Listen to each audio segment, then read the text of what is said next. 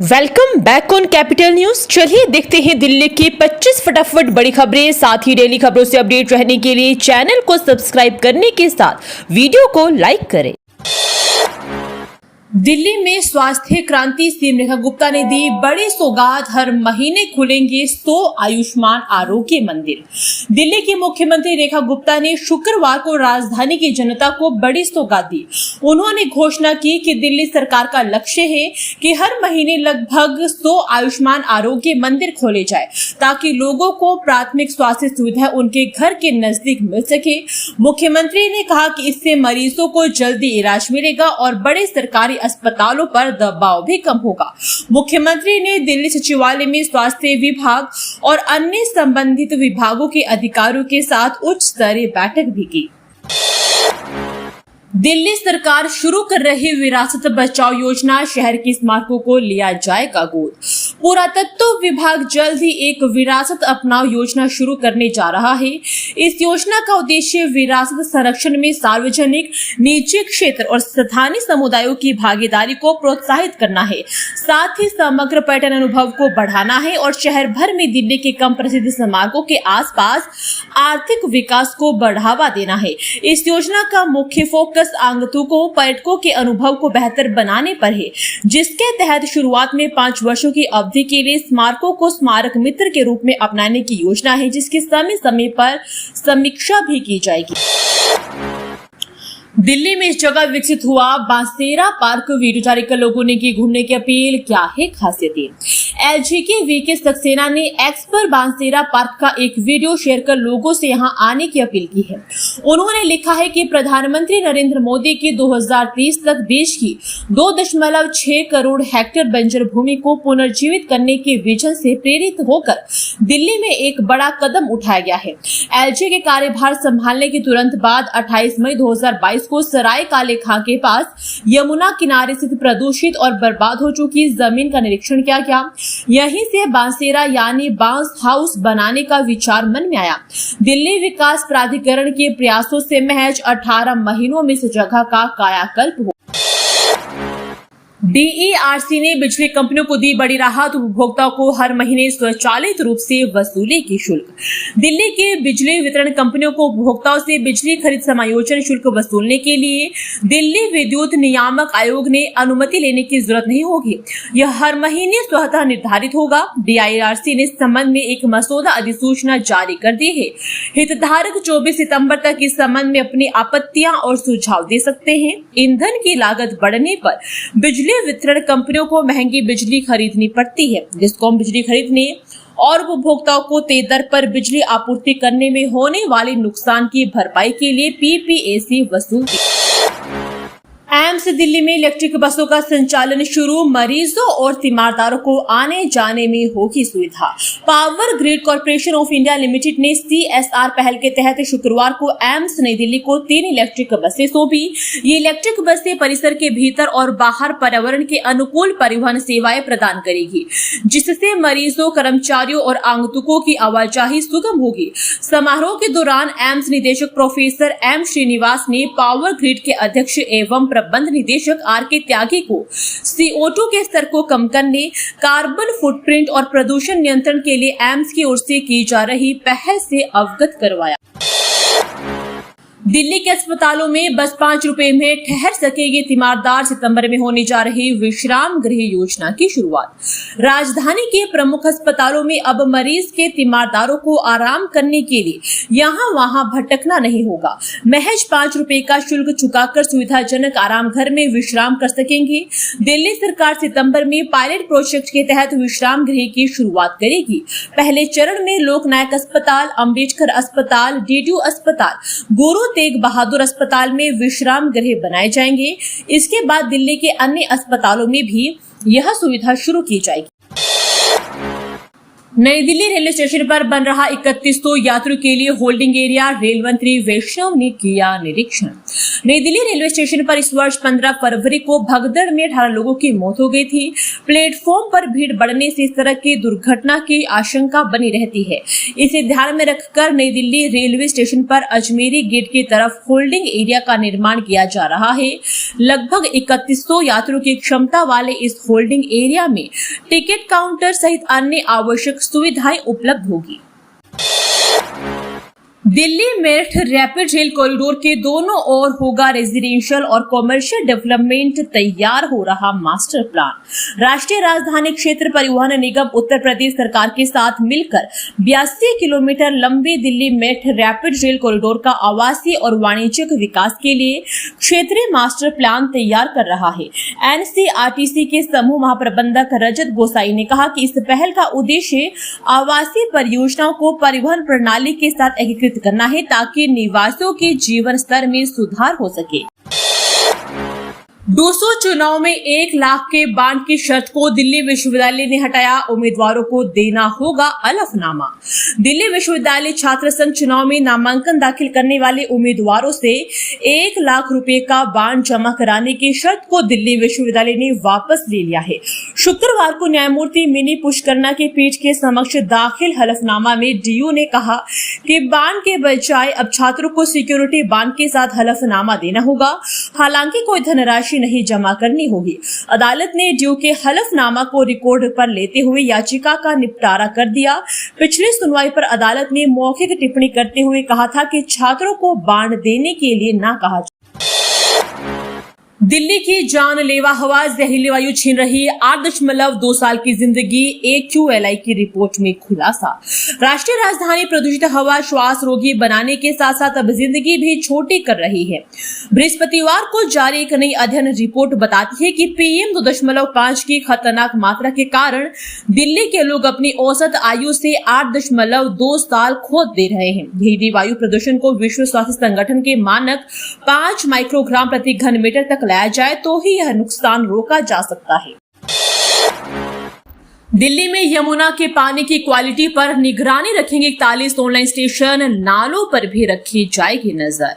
दिल्ली प्रदूषण नियंत्रण समिति ने यमुना और शहर के प्रमुख नालों की जल गुणवत्ता पर नजर रखने के लिए 41 ऑनलाइन निगरानी स्टेशनों की आपूर्ति, स्थापना और संचालन हेतु निविदा जारी की है। पहले 32 इकाइयों की योजना बनाई गई थी। इस परियोजना में 5 वर्षों का संचालन और रखरखाव भी शामिल होगा, जिससे 24 घंटे निगरानी और DPCC सर्वर पर डेटा का प्रसारण सुनिश्चित होगा। सीएम रेखा गुप्ता लेगी दिल्ली हाफ मैराथन में हिस्सा, फिनिशर मेडल का अनावरण कर महिलाओं से आगे आने की अपील। राष्ट्रीय खेल दिवस के मौके पर मुख्यमंत्री रेखा गुप्ता ने शुक्रवार को दिल्ली सचिवालय में वेदांता दिल्ली हाफ मैराथन 2025 के फिनिशर मेडल का अनावरण किया। कहा कि 12 अक्टूबर को होने वाली हाफ मैराथन में महिलाओं की संख्या अधिक देखने की उम्मीद है। मुख्यमंत्री का कहना था कि दिल्ली में महिला मुख्यमंत्री होने के नाते वह चाहती है कि महिलाएं फिटनेस और खेलों में आगे आए और नई प्रेरणा स्थापित करे। मैं स्वयं वेदांता मैराथन में हिस्सा लूंगी। सीएम ने कहा कि यह योजना केवल खेल प्रतियोगिता भर नहीं है, बल्कि स्वस्थ और सशक्त समाज के निर्माण की दिशा में एक बड़ा अभियान। दिल्ली में वन विभाग को मिलेगा रिज क्षेत्र का पहला वर्किंग प्लान, वन अनुसंधान संस्थान ने शुरू किया काम। दिल्ली में विलायती कीकर को वृक्ष श्रेणी से हटाने की तैयारियों के बीच वन विभाग को रिज क्षेत्र का पहला वर्किंग प्लान भी जल्द मिलेगा। यह प्लान विभाग के लिए रिज क्षेत्र की कार्य योजना भी होगा, व मैनुअल भी। इसी के आधार पर रिज क्षेत्र को अतिक्रमण एवं विलायती कीकर से मुक्त करके स्वदेशी प्रजाति के पेड़ पौधों की पुनर्स्थापना की जाएगी। दिल्ली में रिज क्षेत्र 4 हिस्सों में बटा हुआ है, जिसमें उत्तरी रिज, मध्य रिज, दक्षिण मध्य रिज और दक्षिण रिज है। इसका कुल क्षेत्रफल करीब 7,770 से 7,784 हेक्टेयर। दिल्ली में बारिश का टूटेगा रिकॉर्ड, 2010 के बाद इस वर्ष अगस्त में सबसे ज्यादा बरसे मेघ। मौसम विभाग के अनुसार वर्ष 2010 के बाद इस अगस्त में अब तक सबसे अधिक वर्षा दर्ज की गई है। 2010 में अगस्त के महीने में कुल 455 मिलीमीटर वर्षा हुई थी। इस साल अगस्त के महीने में अब तक कुल 400.1 मिलीमीटर वर्षा दर्ज की जा चुकी है। हालांकि अगस्त समाप्त होने में अभी 2 दिन शेष है। राजधानी में शुक्रवार को सफदरजंग में शाम 5:30 बजे से 63.7 मिलीमीटर वर्षा दर्ज की गई। हालांकि बृहस्पतिवार रात तक मौसम विभाग ने ग्रीन अलर्ट जारी किया था, लेकिन शुक्रवार सुबह ऑरेंज अलर्ट जारी कर दिया। राष्ट्रीय राजधानी के मध्य, दक्षिणी और दक्षिणी पूर्वी हिस्सों में शुक्रवार को कई हिस्सों में वर्षा 6 नए वायु निगरानी स्थापित करने के लिए निकाला टेंडर, जल्द शुरू होगा काम। राजधानी दिल्ली के सेहत पर कड़ी नजर रखने के लिए अब वायु गुणवत्ता निगरानी स्टेशनों की संख्या को बढ़ाया जा सकेगा। इनकी मदद से जहां सर्दियों में प्रदूषण पर बारीकी नजर रखी जा सकेगी, वहीं राहत के लिए समय रहते आवश्यक कदम भी उठाए जा सकेंगे। दिल्ली प्रदूषण नियंत्रण समिति ने दिल्ली में 6 नए वायु गुणवत्ता निगरानी स्टेशन स्थापित के लिए टेंडर निकाला है। राज्य सरकार ने हाल ही में 9 करोड़ रुपए की लागत से इस नए वायु गुणवत्ता निगरानी स्टेशनों को स्थापित करने के लिए टेंडर की मंजूरी दी थी। ग्रामीणों के सामने तलाक लेकर नहीं किया जा सकता हिंदू विवाह को भंग, हाईकोर्ट। दिल्ली हाईकोर्ट ने गांव वालों के सामने शादी खत्म करने और दूसरी शादी करने के दस्तावेज पर हस्ताक्षर मात्र से विवाद को खत्म करने के मामले पर हैरानी जताई है। पहली शादी से तलाक लिए बिना दूसरी शादी करने के आरोप में बर्खास्त किए गए केंद्रीय औद्योगिक सुरक्षा बल के कांस्टेबल को राहत देने से इनकार करते हुए कोर्ट ने कहा कि सामाजिक लोगों और गवाहों के सामने शादी तोड़ने से संबंधित दस्तावेज पर हस्ताक्षर करने से हिंदू विवाह को भंग नहीं किया जा सकता। दिल्ली जू में फैला बर्ड फ्लू, दर्शकों के लिए इस दिन तक चिड़ियाघर बंद। राष्ट्रीय प्राणी उद्यान में H5N1 एवियन इन्फ्लुएंजा के सामने आमने मामले के आने के बाद जन स्वास्थ्य और सुरक्षा के मद्देनजर चिड़ियाघर को 30 अगस्त 2025 से दर्शकों के लिए अनिश्चित काल के लिए बंद कर दिया गया है। चिड़ियाघर प्रशासन यह कदम पेटेंट स्टॉर्क की मौत के बाद उठाया है। जांघिल की मौत के नमूने भोपाल स्थित राष्ट्रीय उच्च सुरक्षा पशु रोग संस्थान भेजे गए, जहां 28 अगस्त 2025 को बर्ड फ्लू की पुष्टि हुई। दिल्ली में संपत्ति कर जमा करने में हुई रिकॉर्ड तोड़ बढ़ोतरी, निगम का खजाना हुआ मालामाल। राजधानी दिल्ली में निगम का संपत्ति कर जमा करने में करदाताओं ने रिकॉर्ड तोड़ दिया है। पिछले साल की तुलना में अगस्त माह में ही पिछले साल से ज्यादा करदाता अभी तक निगम को कर जमा कर चुके हैं। साथ ही कुल आने वाले राजस्व का भी रिकॉर्ड इस बार टूट सकता है, क्योंकि अभी वित्त वर्ष समाप्ति के लिए करीब 7 माह का समय बचा है। दिल्ली नगर निगम के अनुसार निगम को संपत्ति कर से अभी तक 1979 करोड़ रुपए का राजस्व 11,18,587 करदाताओं द्वारा आ चुका है, जबकि पिछले वित्त वर्ष 2024-25 में निगम को 11,11,032 करदाताओं ने 2,132 करोड़ रुपए पूरे वित्त वर्ष में जमा कराए थे। कालकाजी मंदिर में सेवादार की हत्या पर केजरीवाल ने बीजेपी पर साधा निशाना, दिल्ली की कानून व्यवस्था पर उठाए सवाल। दिल्ली के कालकाजी मंदिर में सेवादार की हत्या का मामला राजनीतिक रंग ले चुका है। अरविंद केजरीवाल ने भाजपा सरकार पर हमला करते हुए कानून व्यवस्था पर सवाल उठाए हैं। उन्होंने पूछा कि क्या दिल्ली में कोई भी सुरक्षित है। मंदिर में प्रसाद को लेकर हुए विवाद में दर्शन के लिए आए लोगों ने सेवादार की लाठियों से पीट कर हत्या कर दी, जिसमें एक आरोपी को गिरफ्तार कर लिया गया है। दिल्ली में घर बैठे व्हाट्सएप पर मिल जाएंगे ड्राइविंग और मैरिज लाइसेंस, सरकारी सुविधाएं अब एक क्लिक दूर। दिल्ली को रेखा गुप्ता सरकार जनता को एक नई और आधुनिक सुविधा देने जा रही है। इस सुविधा के तहत अब आपको घर बैठे एक क्लिक में जरूरी सरकारी दस्तावेज मिल जाएंगे। भले ही आपको विवाह प्रमाण पत्र चाहिए हो, ड्राइविंग लाइसेंस चाहिए हो या फिर जाति प्रमाण पत्र, सभी डॉक्यूमेंट अब व्हाट्सएप पर उपलब्ध होंगे। सरकार की ओर से शुरू की जा रही इस योजना में शुरुआती तौर पर 25 से 30 सेवाएं जोड़ी गई है। समय के साथ इसमें और भी विभाग शामिल किए जाएंगे। दिल्ली हाईकोर्ट का IRS अफसर समीर वानखेड़े को लेकर बड़ा निर्देश जारी, केंद्र सरकार से क्या कहा।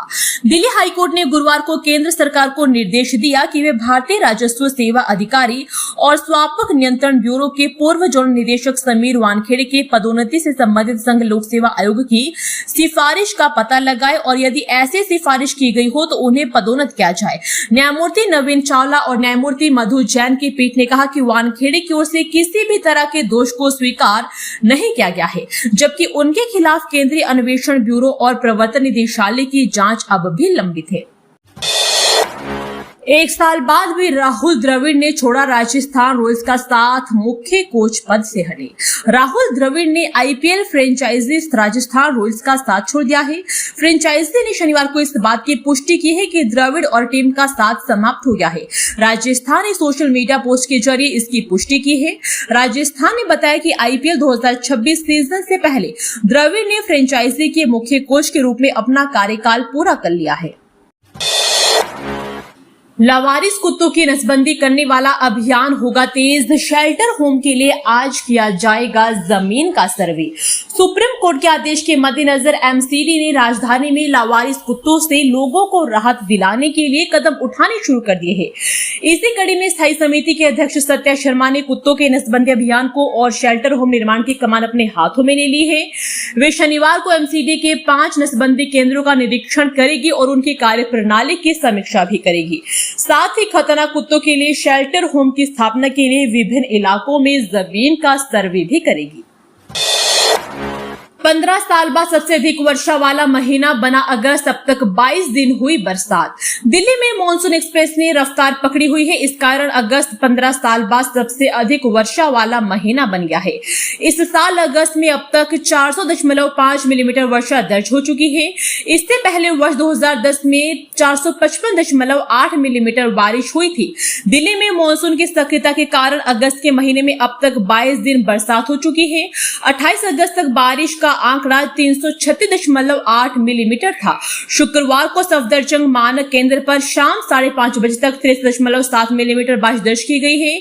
इस कारण बारिश का आंकड़ा 400.5 मिलीमीटर तक पहुंच गया है। कालकाजी मंदिर में सेवादारी की पीट कर हत्या, चुनरी प्रसाद को लेकर हुआ था विवाद, कैमरे में कैद घटना। कालकाजी मंदिर में पीट कर हत्या का मामला सामने आया है। यहां दर्शन के लिए आए लोगों ने एक सेवादार की लाठियों और घूंसों से हमला कर हत्या कर दी।